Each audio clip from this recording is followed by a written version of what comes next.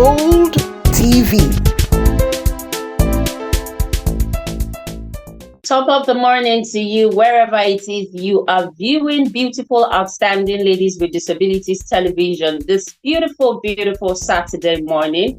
It's another time we'll bring you another edition of discussions in and around the world of disability and gender right here on Bold TV, right from your Facebook and YouTube screen. Thank you for always being there. Thank you for joining us today and every other Saturday, 10:30 a.m. when different co-hosts, different topics, different guests, different conversations come up on the program. This is brought to you by Bold Heart Initiative, and we would like you to come on board with us. Support us. Apart from your likes, your comments, your sharing on our Facebook and YouTube channel, your sponsorship and partnership would also go a long way in keeping Bold TV alive. I am your host for today, Oluwatomisin Adeyefa. I'm a visually impaired person. I'm based in Abeokuta. I'm also a broadcast journalist, a gender and disability rights advocate, and the executive director of Disabilities Foundation for Women and Girls with Disabilities.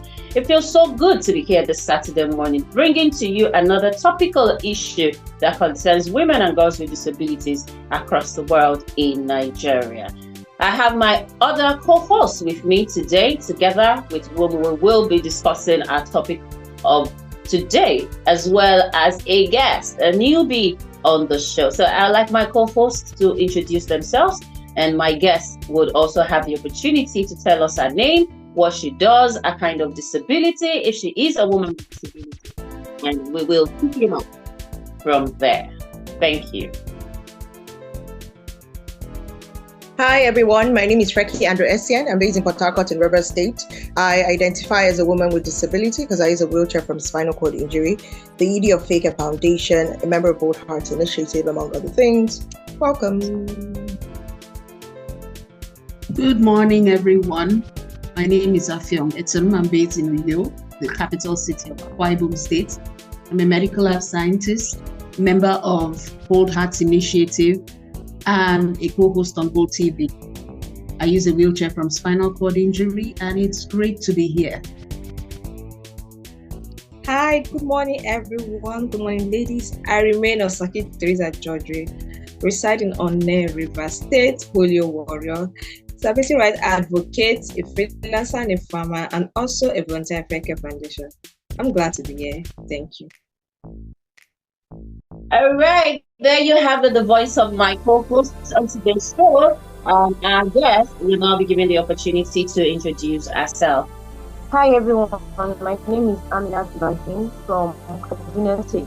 My kind of disability is classical because I live in Kingston, so I identify myself as a person with disability.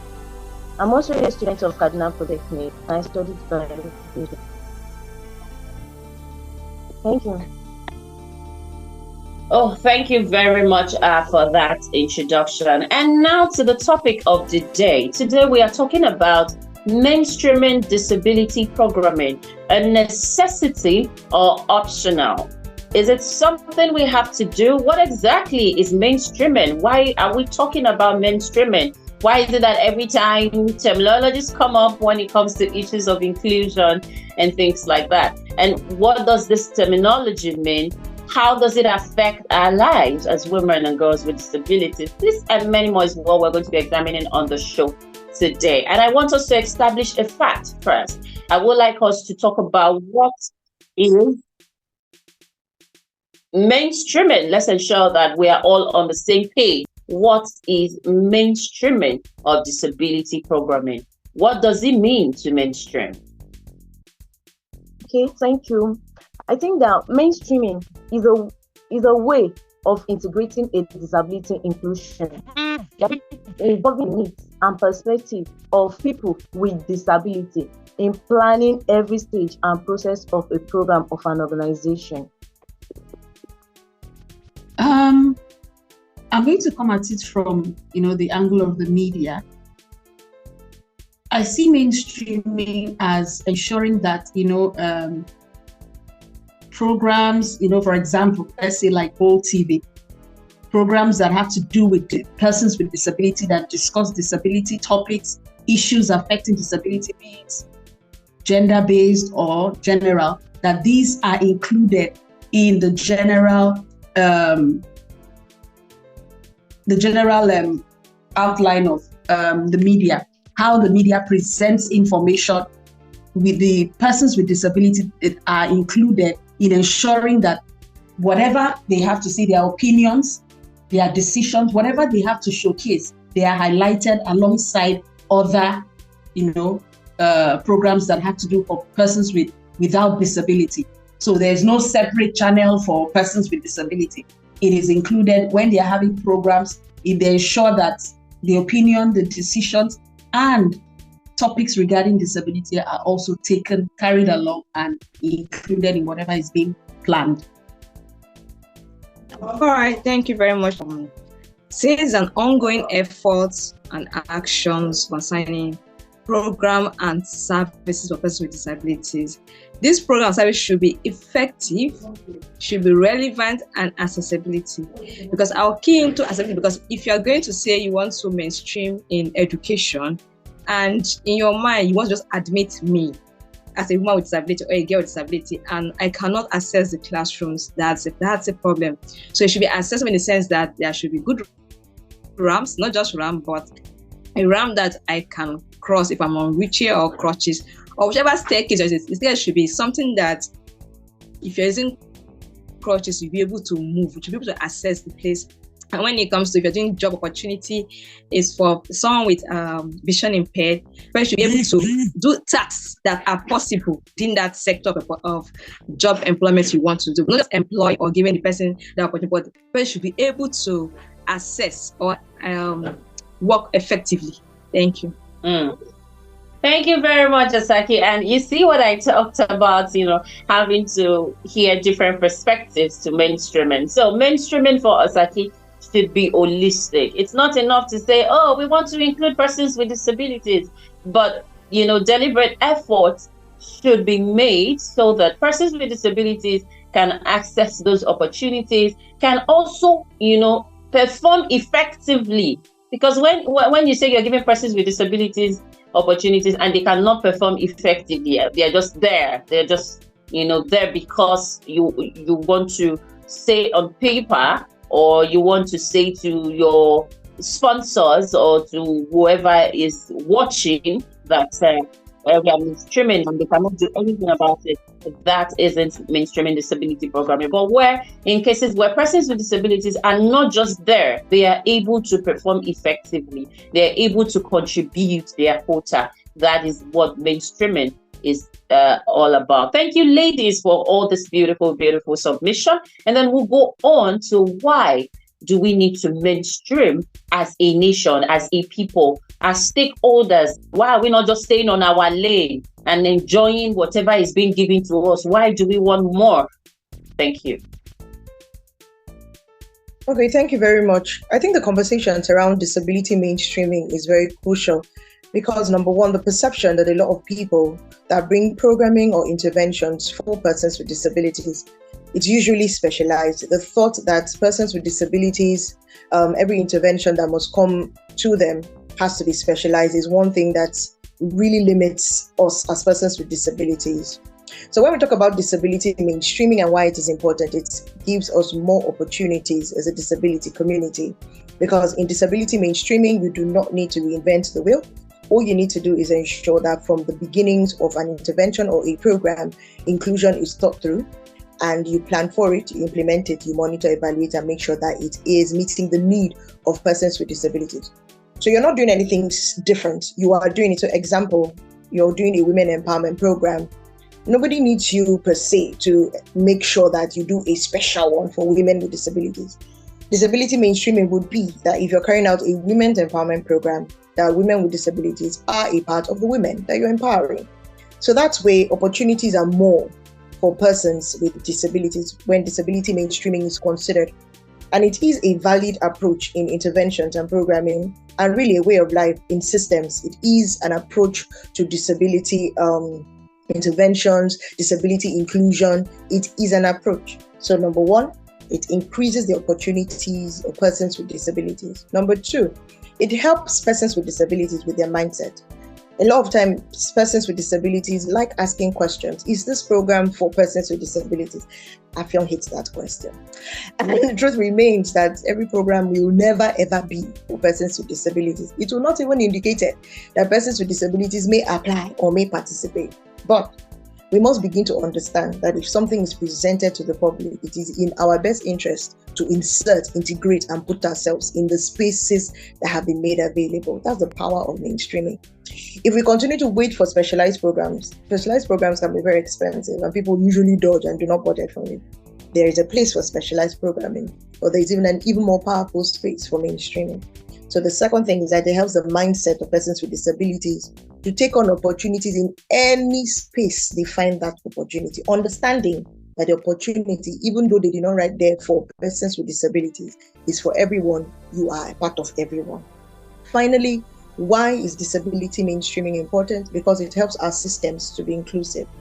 So we talk about the education system, talk about the justice system. Every system naturally to begin to be inclusive, because from thought, from budgeting, from planning, you have included persons with disabilities.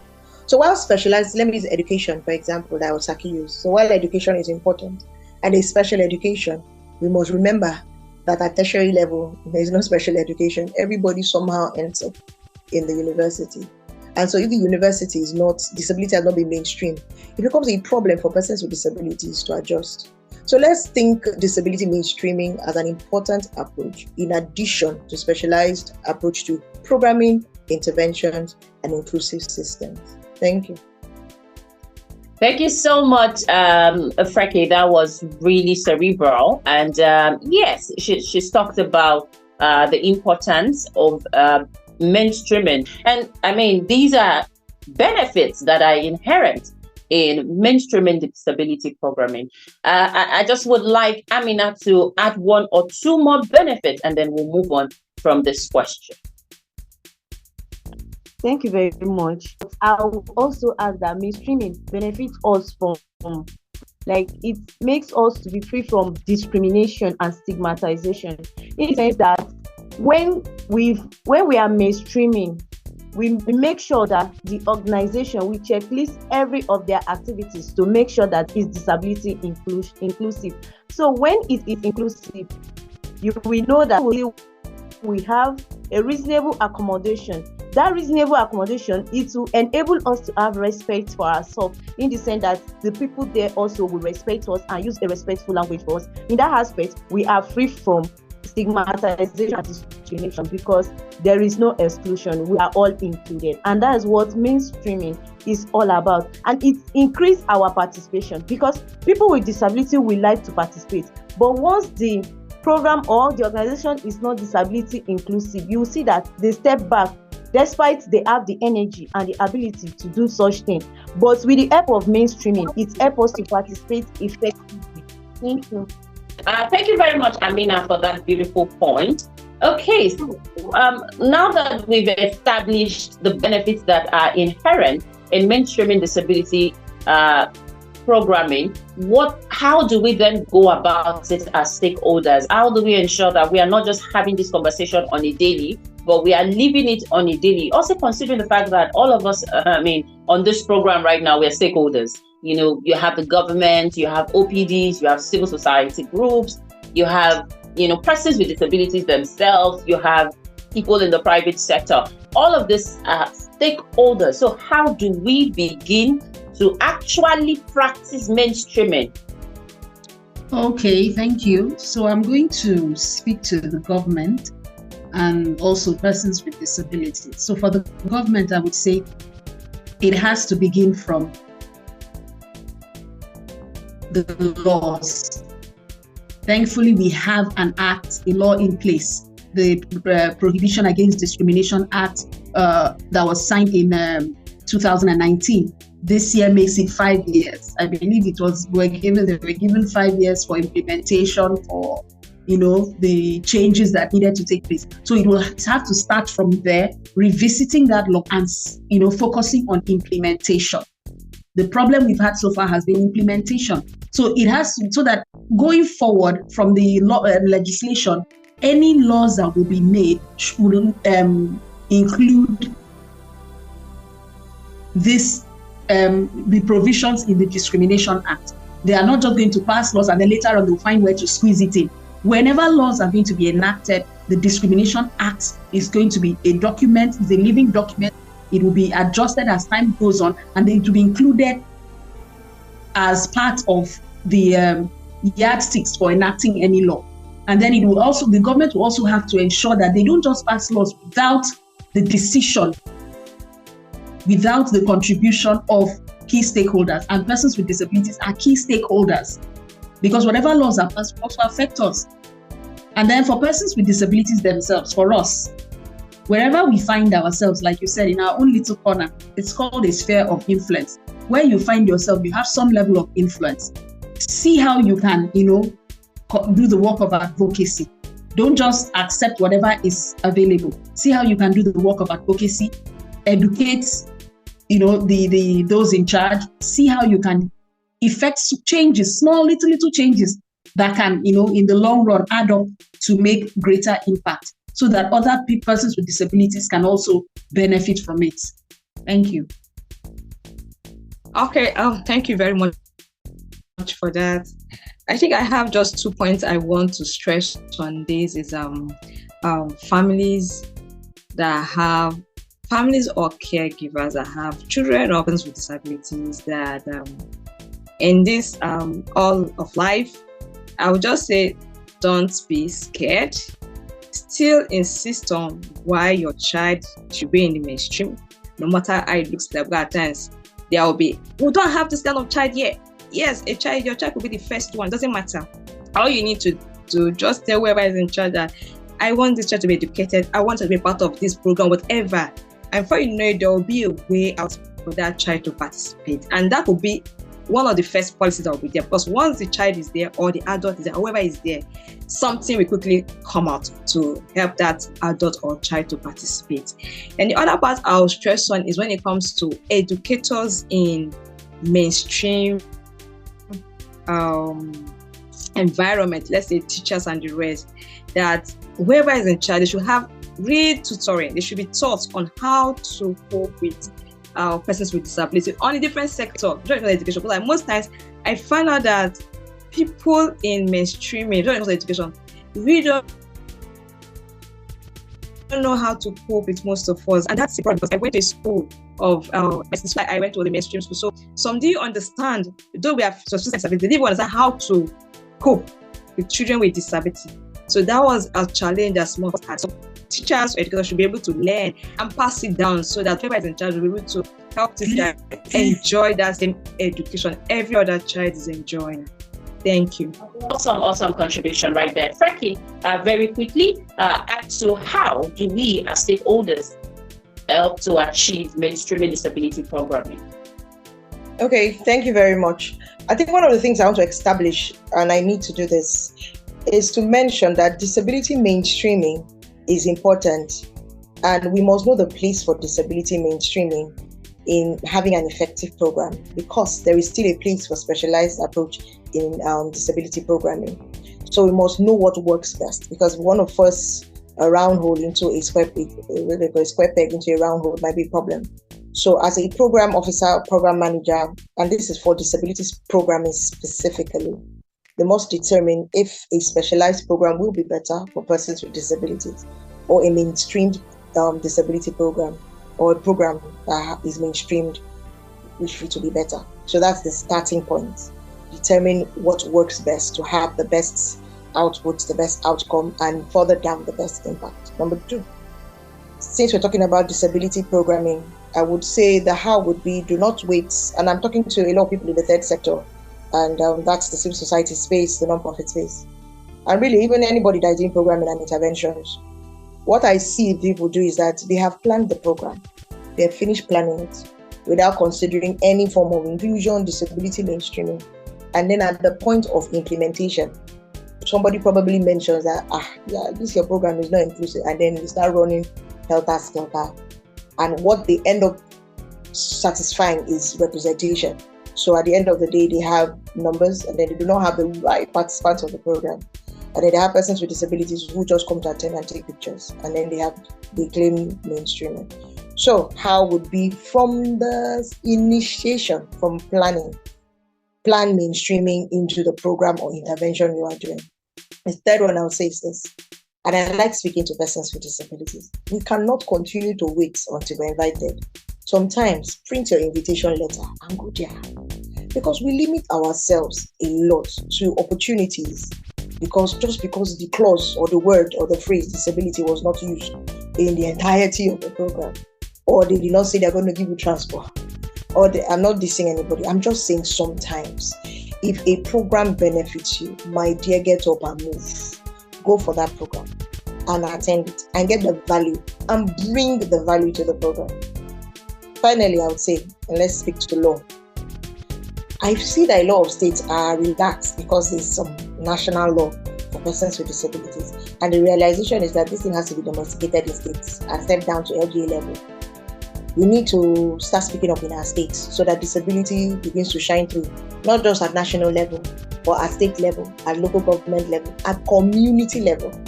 I was particularly pleased when I traveled to an African country, and in a village, Gong village, you could see this ramp was shouting in the city center. The village, there was ramp, there was accessibility. They were so aware, and this came because of laws. So it was not an option. It was like from your building. You cannot even build it if it's not inclusive, it's not accessible. So we need to step this thing down a little bit further. There's a lot of, polling. People in the urban areas doing well, disability, persons with disability, rural community are still even being hidden. The journey is far, but we'll get there. So the hows are that we have to be active in that space, persons with disability. We have to speak up. You hear a program that is happening, maybe the director that is in charge of that program. All I ask, are the persons with disabilities participating in the program? We didn't do. You'll be like, at what stage are you? And the persons that you can still, and I'm not saying call them because it's you that wants to go. That's not what's happening. So we need to be the voices. We need to speak up too. I've seen programs where the person wants to and the person does not know how. Somebody said something, I think it was Thomasin and Osaki, how a lot of persons are not disability friendly. Honestly, at the end of the day, if something you're not wearing the shoe, you cannot know much about it. So it behooves us to speak up on the best approach to things. We should not assume that they should know. They will not know. And nobody wants extra work. They will just dodge it. I'm telling you the truth. It's like extra. They'll be like, please, when is your turn? We'll focus. We'll call the people in. So sometimes when we see a need, we should go and meet that need. And sometimes at the end of the day, information is all that is needed, So let me stop here so that we can wrap up the episode. Thank you. Thank you very much, Frankie. Thank you for that insightful contribution. And one thing that I could learn from your thoughts this morning is talking about knowing when to mainstream and when to specialize. That was very important. Okay, so to every program manager, program implementer, program executor, all the know when to mainstream, know when to specialize, weigh your options, see the direction to which the program or the activity you are implementing is going, and do the appropriate thing from the planning stage. So if you are going to be mainstreaming, it shouldn't be at the time when it is time to shop. It should be from the time you were planning to go to the market to go and buy those ingredients you will use to cook the meal that you need to begin to consider, including persons with disabilities in planning, in decision making for themselves, of themselves and by themselves. So nothing for us without us. So it's a democracy we are practicing par excellence, and that for me was a very good point. Now, also as persons with disabilities, be relevant, be active, be ready to go, get out of your comfort zone. You see this, I remember there was a time the National Association of Women Journalists in my state were having a program, they were having like a conference. I paid. I got their ticket, I attended, I networked, I spoke to people, I interacted. And so get ready to mingle, to get out of your comfort zone. If it means you get crashes, sometimes please do, but do it responsibly. And give meaningful contributions. And you see that you're not just opening the door for yourself, but for other persons with disability. Thank you very much, ladies, for those amazing contributions right there. We'll now go around again. First, just one line. Osaki, if you're there. Okay, thank you very much, Tomisi. I would say it's necessary because I'm a product of mainstreaming disability. Is it my network? Oh, okay. Hello? Are you hearing me? Yeah, I can hear you now. Okay, so I would say yes, it's necessary because I'm a product of that. If it was not mainstream disability program when I was younger, I'm not sure I would be here. So it's a plus to the person and a plus to society because I know I'm a contributor in society. Thank you. That's like a paragraph, but it's okay. Amina, your final. Okay, thank you. I think, not even I think, maybe it's necessary. It's really, really necessary for achieving inclusion because without mainstreaming, we'll be excluded, and that brings about exclusion. So mainstreaming is very, very important for disability inclusion. Thank you. Thank you very much. Thank you. Monkey? Disability mainstreaming is important for disability inclusion. So think disability mainstreaming, plan disability mainstreaming, budget disability mainstream, and implement it. Thank you. Thank you very much. Afyong, your final thoughts. Disability aside, you're a productive member of society, so let's start acting like it. Power and energy right there. All right, thank you very much, ladies, for coming on the program. Special thanks to our guest today, Amina Ibrahim. Thank you so much all the way from Kaduna. She joined on the show and she was really powerful. Thank you for joining us. We hope you join us again some other time in the future.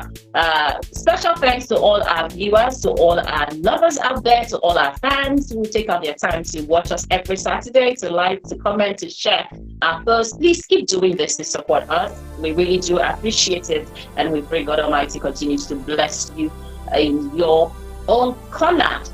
We also use this opportunity to call for sponsorship and partnership, collaboration, whatever it is that you would like to use in, further pushing Bold TV on Facebook and YouTube.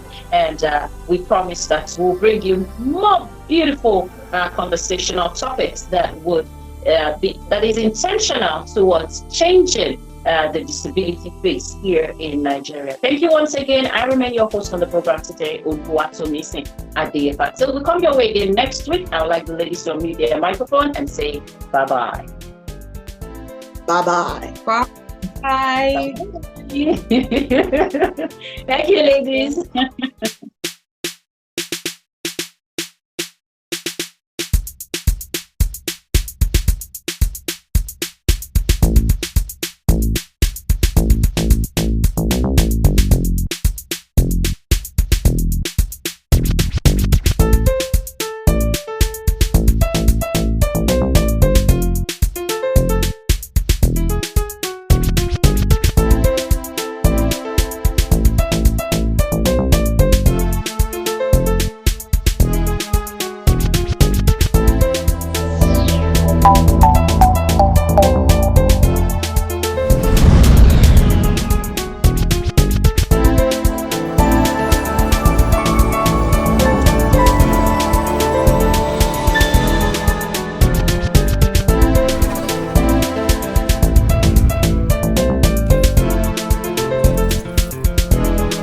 This is Bold TV.